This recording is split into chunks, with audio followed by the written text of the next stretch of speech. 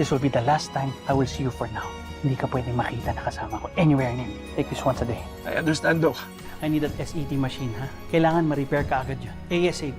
Itutuloy mo pa rin yung pag-SAT kay Tita Grace? Of course. Girlfriend mo na yung lookalike ng misis mo.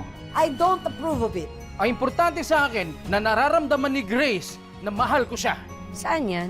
Gusto kong pumunta dyan, dali niyo ako dyan. Anong ginagawa ni Carlos dito? I don't think I have to spell it out for you. Alam mo lang, in a relationship yung tao. Kung agaw ka talaga, ahas! Dito ko lang nalaman na may kakayahan pala kami magpagaling. Kanina napansin ko nga yung stars eh. Lumalabas lang siya kapag nagpapagaling ako, pero nababawasan din siya. Look at me! I've got it all! The beauty, the body, the brains! Then why does Carlos keep rejecting me? Kung hindi naman ikaw yung love niya, wala ka talagang laban. Tatanong pala sana ako sa'yo. Naalala mo yung sinabi ni Kevin tungkol sa case? Ibig sabihin ba niyan, tayo na? Yes. Maybe we should stop doing... Na ano? Stop what we're doing? Kung nag-aalala ka na baka saktan ako ng alien na yan, that's the risk I'm willing to take. Kailangan ko makuha yung katotohanan kung anong ginawa nila sa mga magulang ko. Kung ganun, Grace, dapat siguro huwag mo nang gagamitin yung natitira mong healing powers. Paano kung may nangangailangan? Aris is going to be the face of our new campaign. Siya ang magpupush sa new generation na maging farmer, your generation. Pwede na namin matuloy ni Grace ang therapy niya. Sige, hintayin mo kami. Pupunta kami dyan, ha? Ninong, bakit nagkikising na naman siya? Sandali.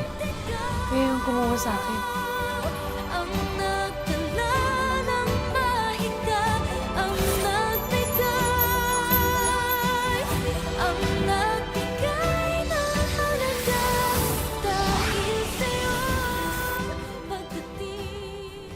Just lie down.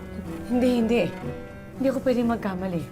Kayo yung kumuha sa akin, pinasok niyo ako sa kwarto, may angel kayo sa akin, pinakita mo yung picture ng magulang mo.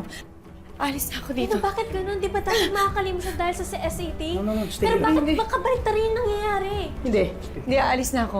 Ang sabi mo, tutulungan mo ako, pero ikaw ang gumagawa nito sa akin. Gusto mo makalimot ako? Aalis na ako. Hindi ko alam kung nasaan yung magulang mo. No! I can and I will never accept that answer. Until I get the answer that I need, I'm just gonna stay here! Emily!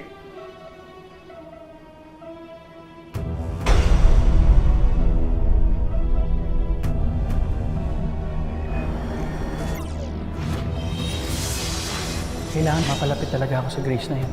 I need answers, Emily. Utang niya sa akin na siguraduhin natin na hindi makukuha ng alien ang kapiraso ng Pati yung mga parts na kailangan niya para sa sira niya sa sasakyan. Hingi siya ng tulong dun sa mga... tayo. Best friends tayo. Sana hindi mo tinago sa akin. The less people who know about it, UFO? Maybe we should tell the group na may nakita kong ganyan. No. Parang napunit from something. Nasa yung ibang part ng pad ko? Tinago mo? Akala ko mabait ka. Surprise. I am no alien. Lie down and stay here. Emily, sedative! Emily, ano ba?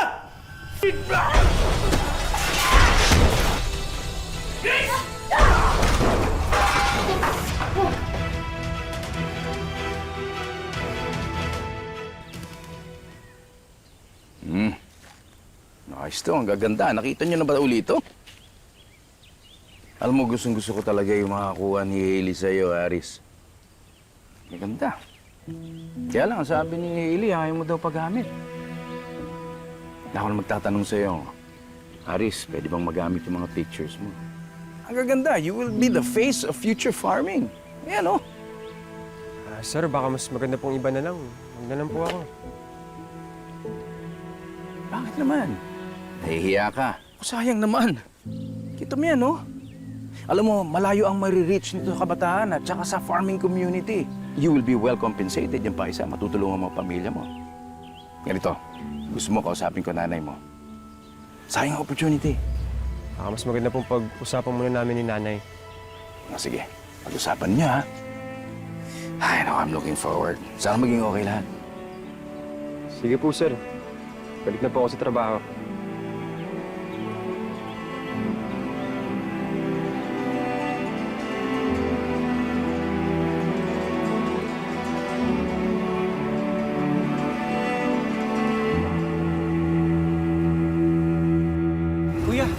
Sino yun? Kuya, tulungan natin! Tigil mo, kuya! Ma'am Grace! Ma'am Grace! Ma'am Grace! Kuya! Tulungan mo ako! Ma'am Grace! Ano nangyari, Minggoy? Nasaan kayo? Pauwi na rin ako. Ako nang bahala, sir. Okay na lang, ha? Thank you. Carlos, can we talk? About yung nangyari sa hospital. I'm sorry, I have to go. At pakinggan...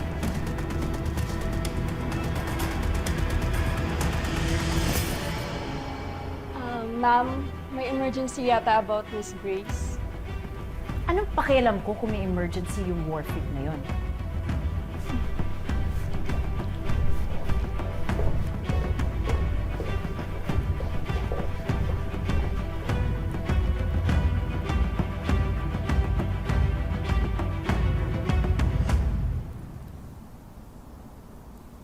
Paano kaya to si Ma'am Grace, no?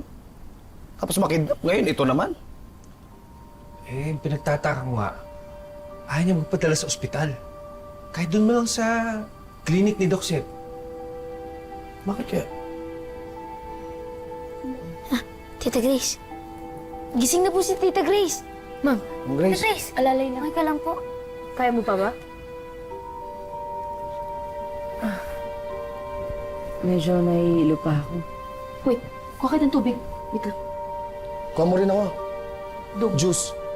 Maraming salamat sa pagligtas mo sa akin. Tuwing nakikita kita, hindi mo ako kinakausap at di ka rin namamansin. Pero salamat Grace? Carlos? Are you okay? Ha? Alam ko dapat kasama mo si Seth, pero natawagan ko siya, hindi ko siya makontak. Carlos, si Seth ang kumidnap sa akin. Ano yun? Seth? Si Ninong po? Si Doc Seth? As in, Seth ko? May sapak naman pala yung doksep mo eh. Grace, sigurado ka? Oo, Carlos. Si Seth, si Emily, at si Vega. Yun ang pangalan. Silang tatlo. Hindi Arnold. Marites, Sputnik.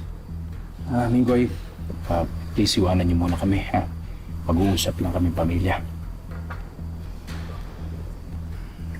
Wait. Grace, sigurado ka ba 100%? Oo, Carlos. Ako pa rin ang tinatanong niya sa mga magulang niya. Tinurukan pa nga nila ako ng truth serum.